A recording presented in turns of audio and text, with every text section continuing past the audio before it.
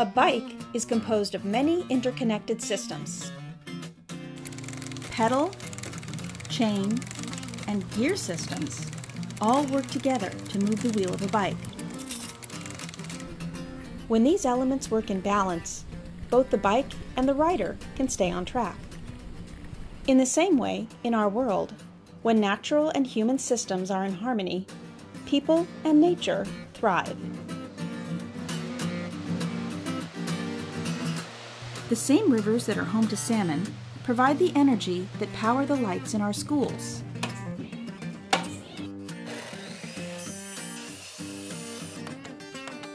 The wood we use to build our homes comes from the forests that are a key part of our natural landscape. We live in an interconnected world where ideally things stay in balance between people and nature.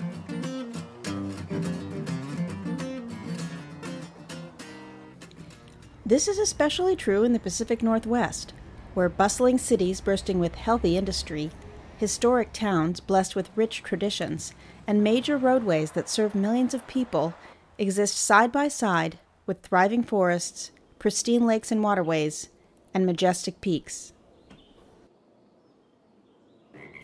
Many small systems in our natural landscapes come together to make up increasingly bigger systems, which ultimately connect with our urban environment in a multitude of ways. When these interconnected systems are healthy, everyone benefits. When they get out of balance, however, we all suffer. Where the natural and built worlds intersect, the balance sometimes gets disrupted. This is usually because of changes humans have made in the natural world. When this happens, nature alone can't always make things right. People need to get involved. Picking up trash is an obvious thing, but what else can we do? And once a healthy balance is restored, what can we do to ensure that it continues? To answer these questions, we need to look at the role of our connected natural landscapes, also called greenways, in the interplay between people and nature. We also need to look at how our own actions, both at home and out in nature, affect the dynamic balance between the built and natural worlds. So what exactly is a greenway? I think of the greenway as a home to plants and animals. Animals and plants need to live here. You can watch them in their usual habitat, and if they're ignoring you, so you can watch them and you can learn so much about them that you didn't know before. There's plenty of things to do here because it's just one wide open area of amazing plants and animals. And what I think of the Greenway is like a really natural environment home for all animals.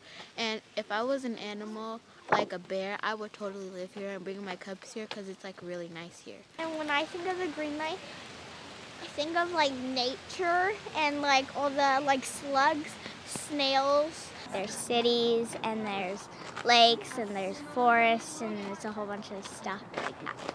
It's just beautiful and amazing, and there's lots of animals and trees, and you can learn a lot. In its simplest form, greenways connect people and places, and there are hundreds of cities around the world that have greenways, and they vary greatly. Some greenways also have recreation abilities. They have trails that are for bikers and hikers. Some provide habitat for wildlife as well as clean air and clean water. Most are in cities, and some connect cities to rural areas, and they make people feel peaceful because they bring the natural world to their home, and they can also provide a sense of place and community. The Mountains to Sound Greenway is all that and more. One thing that makes our Greenway so special is that it's really large, one of the largest in the country. It's 1.5 million acres. It starts in Seattle. It goes across I-90 through Snoqualmie Pass to Ellensburg. It includes rivers, lakes, public land, which includes mountains, forests, grasslands. It includes private rural lands, preserved private lands and forests. It also includes cities and urban growth areas, as well as 1,600 miles of trails. The Mountains to Sound Greenway is bounded by large watersheds on both the north and the south. On the south by the Cedar River watershed, and on the north by multiple watersheds.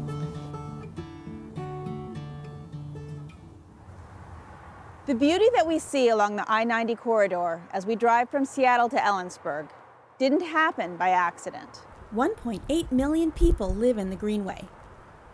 This number continues to grow as people from across the country and the world are attracted to the area. They come both for the natural beauty and for job opportunities with companies that are based here. As the population in the Pacific Northwest grew rapidly in the 1900s, it put pressure on the landscape. The natural environment was beginning to show the strain. The lakes became more polluted, forests were overlogged, scarring the landscape, and communities expanded into natural landscape areas, encroaching on wildlife habitats. Trail systems, where hikers were once able to walk uninterrupted by new development over long distances, were becoming more and more scarce.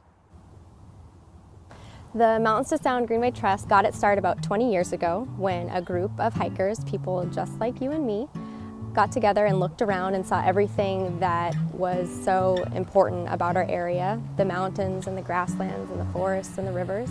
And they said, we need to work together to figure out how we can preserve and conserve this area and grow in a way that helps to keep those things so special. And so they hiked, they started at Snoqualmie Pass and they hiked all the way to downtown Seattle to the Puget Sound to show, look at what we have. We have the ability to hike that whole way. And a year later, the Mountains to Sound Greenway Trust got its start. The trust is made up of a group of people from different backgrounds that come together, and they all represent different parts of our area. And they come together to make decisions that will last a really long time. So if you can imagine taking 2 classrooms of kids from your school and putting them in the same room and telling them that as a group they have to make a decision and they can't leave the room until they come to that decision. It's probably going to take a while and it's probably going to be pretty challenging. By going through that process, the decisions that are made are long-lasting and sustainable. Population growth and the accompanying development were clearly hurting the natural environment.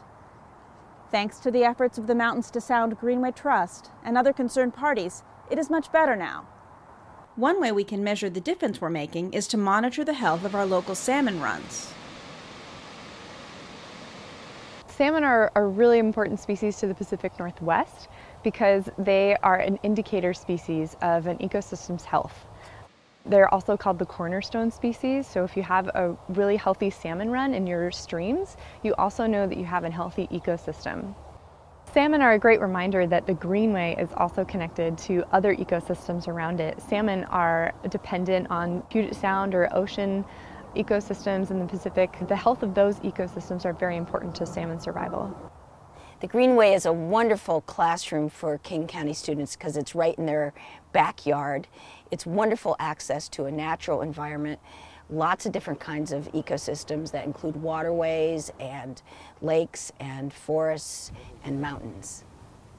It's really important for people to understand that the Greenway is a landscape of connected green spaces, as well as a group of people who work together to conserve and protect the natural landscape. We want students to understand that if you injure one part of the natural world, it affects everything else because everything is connected. There's a lot of different ways to become interested and to learn about the natural world in the Greenway, and one of those gateways is trees, one of those is water, one of those is wildlife, another would be land use issues, another would be biosolids. And using one of those themes as an entry point, we can help students understand the importance of creating a balance in the natural world with what people also need. The business of logging has a long history in the Pacific Northwest. It's a good example of how we can actively balance the needs of people and nature. It drove economic growth in the early days of the region and continues to be a key player in the local economy. One role of the Greenway Trust has been to work with logging companies and communities to repair logged areas and help plan so that working forests can thrive in balance with built and natural areas. Students and adults, chaperones, and teachers who come out on the Greenway education program love to learn about all the different kinds of trees in the Greenway. Trees are essential to preserving our ecosystems. They are necessary for clean air, clean water, for wildlife habitat, they're homes for animals, and for recreation. I always ask students, where would they rather hike, in a parking lot or in a forest? For all of those reasons I just mentioned, trees are a great entry point to learning about the Greenway. Sunlight comes down like Pac-Man. Energy coming down into the molecule of chlorophyll, and it mixes with carbon dioxide and water and makes two things, oxygen and sugar, to feed the tree. This Greenway experience is a huge simulation for the class. Being out here really puts it all into perspective because we are able to actually, in some cases, touch, definitely smell, and look at a lot of the things that the students are not going to be able to get in the classroom through just spoken word and photographs. So coming out here gives them a multi-sensory, in-depth understanding of what they've been studying. And, you know, as people that live in the Northwest, they need to be citizens of our environment. What's all the things that you heard, you guys? Birds. Birds. What else? All different kinds of birds? What direction were they coming from? That away, right? We live in a world where everything is connected. Your actions in one system have a direct impact on other systems. The choices we make on a daily basis around simple tasks such as how much water we use or how we dispose of waste, even how we recycle different materials and how we reuse everyday things such as shopping bags, all have an effect on the health and balance of our ecosystem. When you wash your hands, most people leave the faucet running, and using that, you're wasting it because you're not actually using that water right there. If someone spills, they use rags to clean up instead of paper towels, so you can just reuse the rags. It is important that we all continue to get smarter about the Greenway and learn about how it plays a part in our lives. The best way to do this is to spend time in it. You don't have to go very far to do this. Go for a hike in the mountains, take a bike ride in the countryside, or try rafting or fishing in a nearby river or lake. And don't forget to visit the Greenway in the winter to take advantage of all that snow the Northwest is famous for. You could also go to Mercer Slough or the aquarium to learn more about the water systems in the Greenway. And while you're out there, pay attention to what you see and look at how different elements fit together. And ask yourself what you can do to help maintain the balance between nature and people. And for those who want to be more involved, consider volunteering with the Greenway Trust stewardship events. We have tree planting, or you can even get involved removing invasive plants.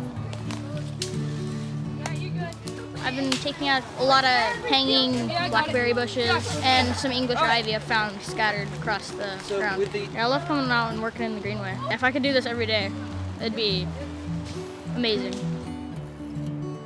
We're lucky to have a high quality of life in the Pacific Northwest, and having healthy green spaces close to places where we live is a big part of it. We all need to work to take care of our precious green spaces. The best way to start doing this is to get out into the recreational areas of the Greenway with your friends and family and enjoy it. We all have a role to play in maintaining the balance that will ensure that these magical green spaces will be here to enjoy for generations to come.